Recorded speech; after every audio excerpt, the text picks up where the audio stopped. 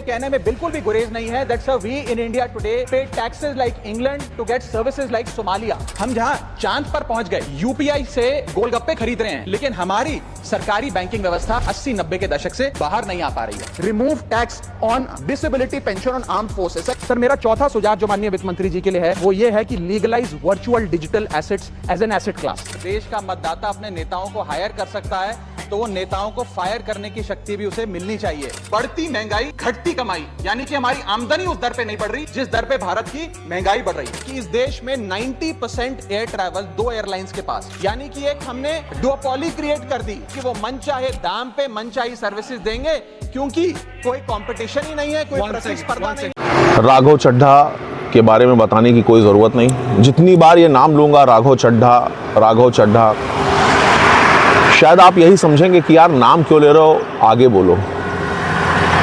क्योंकि इस व्यक्ति ने पिछले कुछ दिनों में ऐसा कुछ कर दिया है जिसकी वजह से हर छोटे बड़े इंसान के ज़बान पे राघव चड्ढा जी का नाम है। ज़रा सुनिए और देखिए कि पिछले कुछ दिनों में राघव चड्ढा ने एक ऊंची पोजीशन पर होने के बावजूद इस देश के आम नागरिकों के लिए क्या कुछ कहा, क्या कुछ किया और कितना संघर्ष किया, क्या कुछ बोला है। उस पे बात करना कोई अपराध है क्या? मैंने कोई गुनाह कर दिया, कोई गलती कर दी? Have I done something wrong?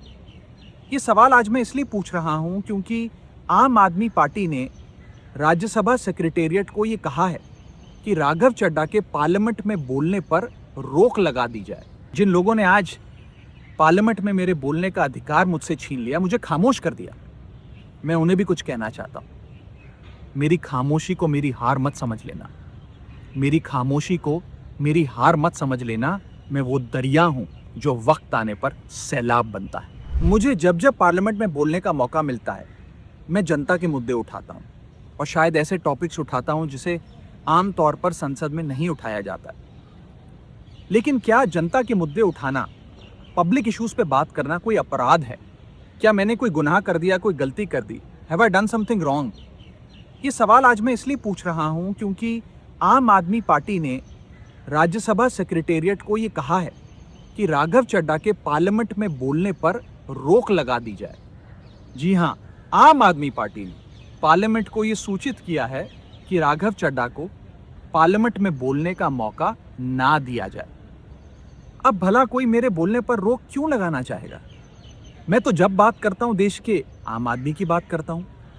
Airport पर मिल रहे महंगे खाने की बात रखी, जोमेटो ब्लिंकिट के डिलीवरी राइडर्स की प्रॉब्लम रखी, खाने में मिलावट का मुद्दा उठाया, टोल प्लाजा लूट से लेकर बैंक चार्जेस लूट की बात करी, यहाँ तक कि मिडिल क्लास पे टैक्स के बोझ से लेकर कंटेंट क्रिएटर्स पर स्ट्राइक क्यों करी जाती है, टेलीकॉम कंपनियां कैसे 12 महीने में 13 बार हमसे रिचार्ज कराती हैं, डेटा रोल ओवर नहीं देती हैं, रिचार्ज खत्म होने के बाद इनकमिंग रोक देती है। तमाम इश्यूज मैंने सदन में उठाए और ये मुद्दे उठाने के बाद देश के आम आदमी का तो फायदा हुआ, लेकिन इससे आम आदमी पार्टी का क्या नुकसान हुआ? भला कोई मुझे बोलने से क्यों रोकना चाहेगा? कोई मेरी आवाज को क्यों बंद करना चाहेगा? खैर, आप लोग मुझे अनलिमिटेड प्यार देते हैं। मैं जब जब आपके मुद्दे उठाता हूं, आप मुझे सपोर्ट करते हैं, मुझे शाबाशी देते हैं, मेरा हौसला बढ़ाते हैं। मैं आपको कहना चाहता हूं थैंक यू। ऐसे ही मेरा हाथ और मेरा साथ थामे रखिएगा, छोड़िएगा मत। मैं आपसे हूं और मैं आपके लिए हूं।